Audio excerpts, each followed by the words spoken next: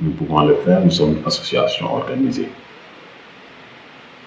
Mais comme toute ta réflexion tourne autour de l'argent, c'est pour ça que tu mets l'argent au centre de tes décisions. Aujourd'hui, si on disait ouais, qu'on allait amener Papa Doumbouya Fakoly, comment on va faire une cagnotte, tu es la première personne à vouloir ouvrir cette cagnotte. Les gars, mettez l'argent, mettez l'argent. Et quand les gens vont mettre l'argent, sûrement, tu vas prendre une partie, détourner dans ta poche, et l'autre partie, dire les gars, voilà. Il y en a beaucoup qui l'ont fait. Hein. Il y en a beaucoup qui l'ont fait, qui se nourrissent de la douleur de la communauté. C'est vraiment méchant de votre part. Très méchant de votre part. Donc, frère, ça c'est pas un souci pour nous. Tu sais, je vais parler un peu aussi de cet engagement. Je pense que je te disais que je suis allé au Mali, je n'ai pas pu rencontrer Papa Doumbouya Fakoly parce que les gardes pénitentiaires étaient en mouvement de grève. J'ai fait là-bas, je pense, 3 à 4 jours avant de revenir parce que j'avais des engagements sur Dakar. Je ne pouvais pas rester plus. Donc, comme je passais par la route, il fallait que je quitte jeudi pour arriver le vendredi dans la nuit et le samedi aller honorer mon engagement. C'est ce que j'ai fait. Donc, je te dis, frère, il faut te ressaisir. Le communautarisme, ce n'est pas un business, ce n'est pas un jeu. Non, il faut te ressaisir. Ouais. C'est pas comme ça. Il faut te ressaisir. Et l'autre chose est que tu dis qu'on ne doit pas parler parce que nous ne sommes pas des enfants. Si, nous sommes des enfants parce que nous connaissons l'enseignement de Papa Doumbouya Fakoly. Déjà la famille, ensuite tout ce qui est officiel lié à Ndouli pour que moi je puisse en parler. Mais d'autres personnes, c'est comme si elles n'attendaient que ça. Donc, nous sommes ses fils. Nous connaissons ce qu'il a dit dans ses conférences, dans ses livres, et voilà. C'est pour ça que nous parlons en connaissance de cause. Oui, connaissance de cause. Pour te dire encore, je vais parler un peu de l'émission que tu as fait avec sa fille Africa. Je crois que c'est comme ça qu'on l'appelle. Je crois qu'il est une des filles de Papa Doumbouya Fakoly. Je ne sais pas si c'est la fille aînée ou la fille cadette. Mais en la voyant, je pense qu'elle va être plus âgée que celle qui est à Paris. Ouais. Plus âgée que celle qui est à Paris. Celle qui est à Paris, c'est elle aussi qui orchestre tout ce complot sur son papa. C'est vraiment dommage. Mais la vérité se saura. La vérité se saura. Vraiment. Donc, vous l'avez invitée et elle a fait des accusations sur moi. Parce qu'on lui a dit qu'il y a Kéman qui a publié que Papa Doumbouya était libre alors qu'il n'était pas libre. Ce sont les gens qui ont dit ça. Donc, en partant de l'émission, il faut démentir. En fait, en réalité, c'est à cause même de cette publication qu'elle a accepté de venir faire l'émission pour pouvoir démentir. Écoutez ce qu'elle dit. Des gens qui se disent de la famille, qui ont dit que mon père était sorti. Non, malheureusement, il est toujours en détention. Il y a encore des gens qui disent qu'ils sont en lien avec la personne qui a fait ce blasphème. Mon père ne le connaît pas du tout. L'association 3RNA ne le connaît pas du tout. Donc ça, c'était une chose importante. Oui, c'est de moi qu'elle parle. En disant qu'il y a des gens qui donnent de fausses informations, qui ne sont pas proches de la famille. Non. Elle a menti. Elle a menti. Bon, je redis ce que j'ai dit. Elle n'a pas dit la vérité. Voilà, elle n'a pas dit la vérité. Parce que, entre mentir et ne pas dire la vérité, moi, je trouve qu'il y a une différence.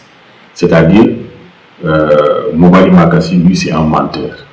Parce qu'il connaît la vérité, mais il ment. Mais cette femme, je pense qu'elle ne connaissait pas la vérité, mais ce qu'elle a dit n'était pas la vérité. Je pense qu'elle n'a pas menti pour moi. Qu'on l'a peut-être manipulé, lui dit pas dire ceci, cela.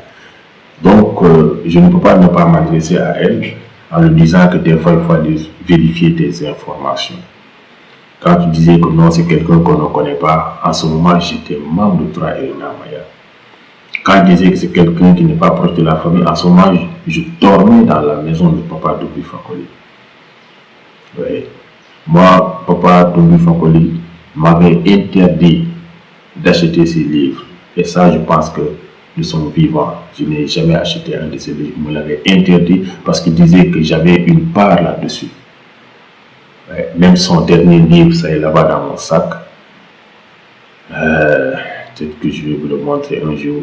Il me l'a envoyé de Bamako jusqu'à Dakar à travers une sœur Kumba. Ouais, il me l'a envoyé. Donc, dit que Kéman, nous ne le connaissons pas, c'est un, je sais pas moi, un intrus, quoi, ce sont des mensonges.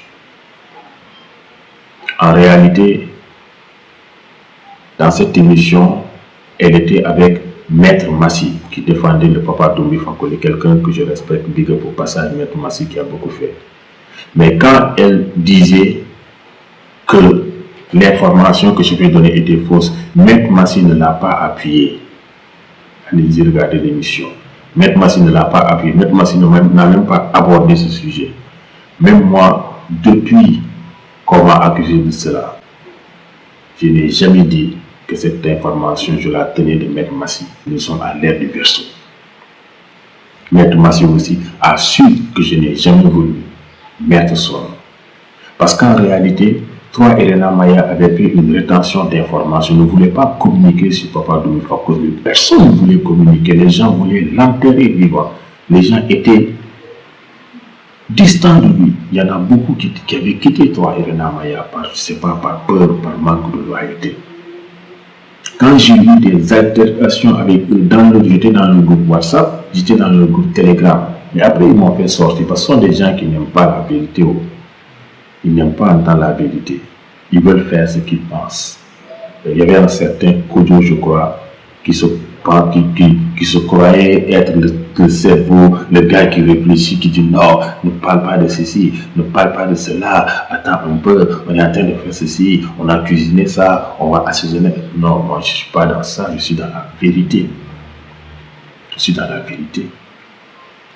Donc je vous dis que en ce moment, il y avait une grosse rétention d'informations. Même ce traite de Mobali Makassi faisait la rétention d'informations. Parce que quand tu te dis informer la communauté, il faut aller à l'information. Donc le jour que Papa Doumbouya Fakoly devait même être présenté devant le juge, le jour de son jugement, ils n'ont même pas informé la communauté. Mais comme j'étais en rapport avec Maître Massi, c'est Maître Massi qui m'avait donné la date du jugement. Et je savais que Papa Doumbouya Fakoly avait besoin de puissance. J'ai appelé à ce que toute la kémitosphère fasse une libération pour donner plus de puissance à Papa Doumbouya Fakoly, que les anciens militants l'accompagnent davantage pour qu'il puisse quitter cette prison. Je l'ai fait et j'ose espérer qu'il y en a beaucoup qui l'ont fait. Quand on l'a fait, je n'avais aucune préoccupation autre que connaître le verdict de ce jugement. J'ai appelé un peu partout, demandé comment ça s'est passé jusqu'à ce que Maître Massi lui-même, je pense qu'il devait avoir pitié de moi parce que tellement j'étais intéressé par ça. Et le message qu'il m'a envoyé, il m'a dit ouah, victoire. J'ai dit victoire comment? Il me dit oui, nous avons eu la liberté provisoire. Et comme j'avais informé la communauté que Papa Doumbouya Fakoly devait se mettre en face du juge et qu'il faut faire des libations, quand j'ai eu cette information qu'ils ont eu la liberté provisoire, il fallait que j'informe la communauté. Mais nous savons que la liberté définitive passe par la liberté provisoire. Et aussi, pour donner la communication, pour qu'il n'y ait pas d'ambiguïté, j'ai fait une publication que je n'ai pas supprimée. Vous pouvez aller voir dans mon page Facebook, Diouf Kéman, je l'écris ici, Diouf Kéman. Vous pouvez aller voir ça. Je ne l'ai pas supprimé. Je ne suis pas quelqu'un qui dit des choses, après qui vient supprimer. Allez-y voir, je ne le supprimerai jamais. Voilà. Donc je ne suis pas un menteur. Maintenant, quand la kémitosphère avait su qu'il était libre, tout le monde a commencé à partager l'information, Les gens étaient contents, tout. Et l'information, parce que les gens aiment plus partager les bonnes choses, quoi, tu vois, pour se sentir être vainqueur. Et c'est là les gens ont su que ça a commencé à prendre dans les réseaux. Ils m'ont dit, Kemal, allez, cette publication, n'ouvre pas ça, on va faire doucement, doucement, parce que ils disaient que non, que si les gens le savent qu'il est sorti, peut-être après ils vont venir chez eux, ils vont raconter du n'importe quoi. Maintenant, en fait, la communauté musulmane très forte au Mali, c'est ce qu'on m'a dit, ont